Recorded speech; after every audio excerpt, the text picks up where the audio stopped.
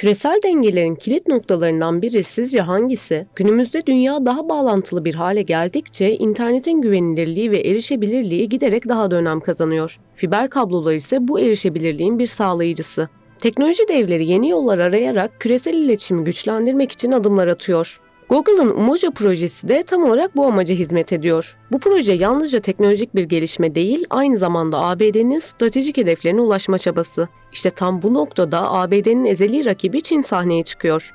Adres ise Afrika. Peki Çin Afrika'da kazanımlarını sürdürecek mi? ABD'nin yeni hamlesi işe yarayacak mı? İstihbarat faaliyetleri gerçekleşecek mi? Videoya geçmeden önce kanalımıza abone olabilir, beğen tuşuna tıklayarak bize destek olabilirsiniz. Google'ın Umoja projesi sadece Afrika ile Avustralya arasında bir denizaltı kablosu döşemekten ibaret değil. Aslında bu hamle Google'ın bulut bilişim hizmetlerini genişletme, Amazon Web Hizmetleri ve Microsoft Azure gibi rakipleriyle rekabet etme stratejisinin bir parçası. Bir de görünmeyen bir strateji var. Bir süredir Amerikan istihbarat elitleri Afrika'daki Çin dijital varlığına dikkat çekiyor. Ayrıca geçtiğimiz günlerde Çin'in denizaltı kablolar üzerinden istihbarat topladığına dair endişeler dile getirilmişti. ABD hükümetinin Google gibi devlere dijital altyapı alanında yatırımlar yapmaları için talepte bulunduğu da biliniyor. Afrika'da yaşanan ciddi internet kesintilerinin ardından geliştirilen Umoja, Google'ın daha güvenilir ve sağlam bağlantılar sunma amacının bir yansıması olarak öne çıkıyor. Ancak bu sadece bir başlangıç. Umoja'nın rotası Kenya'dan başlayıp Demokratik Kongo Cumhuriyeti, Ruanda, Uganda, Zambiya ve Zimbabwe gibi birçok Afrika ülkesinden geçerek Güney Afrika'ya ulaşıyor. Bu durum Google'ın Afrika'daki erişimi genişletme ve bölgeye daha geniş kapsamlı bir bağlantı sağlama çabası. Google Cloud'un küresel altyapısından sorumlu başkan yardımcısı projeyle ilgili açıklamada yaptı. Bu projenin tamamlanmasıyla Afrika ülkeleriyle dünyanın geri kalanı arasındaki internet bağlantısını önemli ölçüde artıracağı vurgulandı. Ancak bu proje sadece Google'ın Afrika'daki etkisini arttırmakla kalmıyor. Aynı zamanda rekabetin yoğun olduğu bulut bilişim endüstrisindeki rakiplerine karşı daha güçlü bir pozisyon elde etmeyi de amaçlıyor. Peki Çin bu işin neresinde? Yükselen ekonomik ve teknolojik gücüyle Çin, kıtalar arası fiber optik internet altyapısının oluşturulmasına öncülük eden yeni bir aktör olarak ortaya çıktı. Eskiden sadece ABD'li birkaç şirket ve batılı ortakları bu alanda söz sahibiydi. Pekin bu alanda geliştirdiği projelerle 2025 itibarıyla dünya fiber optik altyapısının %60'ını sağlamayı hedefliyor. Çin-Afrika ilişkileri tarihsel kökenleri ve günümüzdeki konumuyla gelişimini sürdürüyor. 2000'li yılların başından itibaren ticaret merkezli gelişen ikili ilişkiler ülkelere göre farklılık gösterse de Çin-Afrika arasındaki diyalog imkanları gün geçtikçe güç kazanıyor.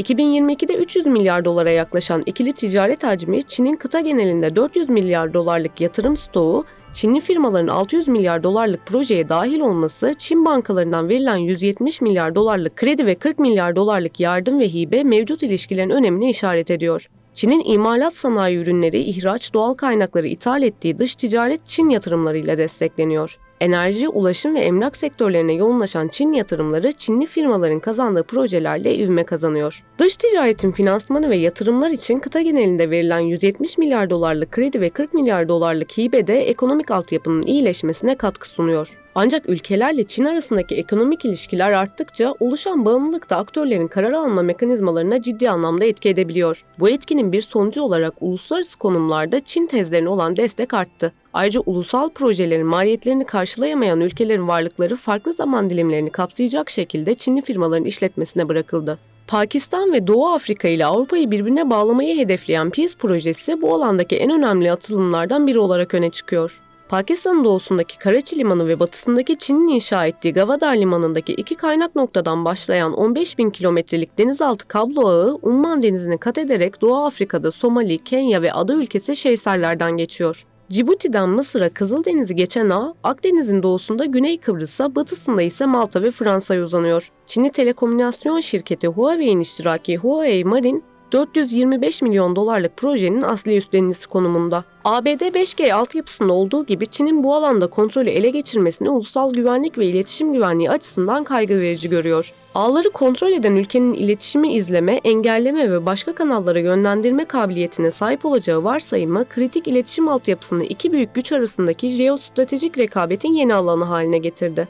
Çin dijital İpek Yolu ve Peace Ağı ile ABD'nin hegemonyasında olan Pakistan, Cibuti ve Mısır gibi ülkelerde etkisini ve otoritesini artıracak adımlar attı. Söz konusu kritik veri geçiş noktaları ABD'nin, Çin'in ve diğer ülkelerin küresel ekonomik çıkarlarını tehdit edebilecek bir stratejik önem kazandı. Çin'in altyapı projesinin çıkış noktası Pakistan, bir ABD müttefiki olmakla birlikte Pekin'in kuşak ve yol gelişimi kapsamındaki Çin-Pakistan ekonomik koridoru projeleriyle son yıllarda yoğun şekilde yatırım yaptığı ülkeler arasında başı çekiyor. Ülkenin batısındaki Gwadar Limanı, Çin'in bölgedeki önemli bir ticaret üssü konumunda.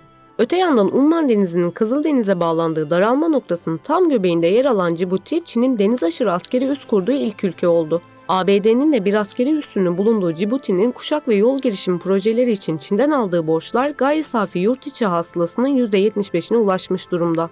Analistler Çin'e ekonomik bağımlılığının zaman içinde ülkeyi stratejik olarak Pekin'e yaklaştırmasını olası görüyor. Kızıldeniz'i Akdeniz'e bağlayan Süveyş kanalı ve karadan aktarım olanaklarıyla fiber optik ağların Avrupa'ya ulaşmasında en kritik konumdaki Mısır'da iki büyük gücün etki mücadelesine sahne oluyor. ABD'nin Orta Doğu'daki en önemli müttefiki ve dünyada en fazla Amerikan yardımı alan ilk 4 ülke arasındaki Mısır'ın son yıllarda Çin ile ekonomik ilişkileri giderek gelişti. Pekin, Mısır'ın en büyük ticaret ortağı ve altyapı projelerinin en önemli yatırımcısı haline geldi. Çin yönetiminin insan hakları alanındaki müsamahakar tutumu bu konuyu ekonomik ilişkilerde şart olarak öne sürmesi, devlet başkanı Sisi liderliğindeki hükümeti ABD'den daha fazla Çin'e yakınlaştırıyor. Çin'in Orta Doğu ve Afrika'nın veri geçiş hatlarındaki bu kritik ülkelerde dijital altyapıya, işletmelere, teknik iş gücü geliştirilmesine sağladığı katkılar, memleketler dijital ekonomiye daha fazla uyum sağladıkça ABD'nin bu ülkeler üzerindeki nüfuzunu yitirmesine yol açabilir. Ayrıca ABD'nin Çin ile rekabette stratejik önceliği Hint-Pasifik bölgesine kaydırması, Pakistan, Mısır ve Cibuti gibi küresel su yollarının olduğu kadar dijital veri uçlarında kritik aktarım noktasında bulunan ülkeler Pekin'in yörüngesine girebilir. Peki arka plan nasıl?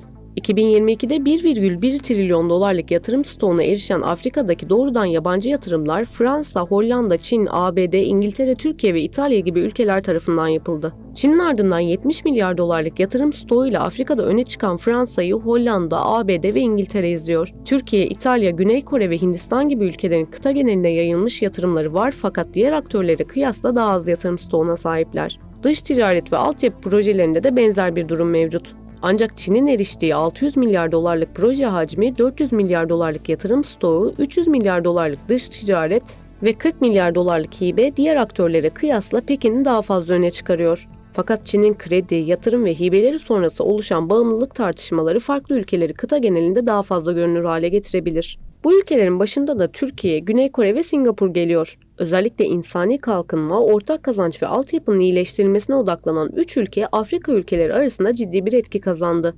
Güney Kore ve Türkiye'nin sağlık hizmetlerinin geliştirilmesi için benimsediği politika bu etkiye örnek olarak verilebilir.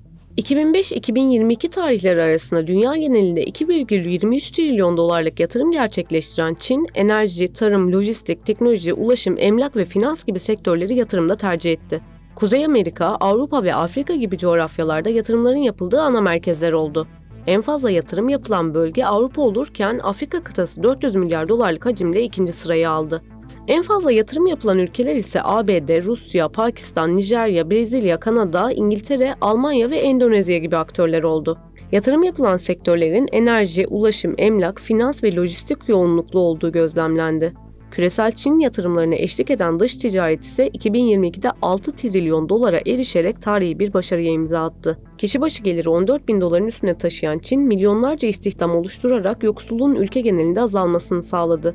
Aynı zamanda az gelişmiş ve gelişmekte olan ülkelere yatırımlar yapan Çin, karşılıklı kazan-kazan olgusuna vurgu yaptı. Yatırımların yanı sıra küresel projelerin tamamlanmasında ciddi bir etki kazanan Pekin, etki sahasını genişletmekte fırsatı yakaladı. Küresel projelerde 2 trilyondan fazla pay alan Çin, 600 milyar dolarlık kısmını Afrika kıtasından elde etti. Çinli firmalar kıta geneline yayılırken 200 binden fazla Çinli çalışan bölgede istihdam edilir hale geldi.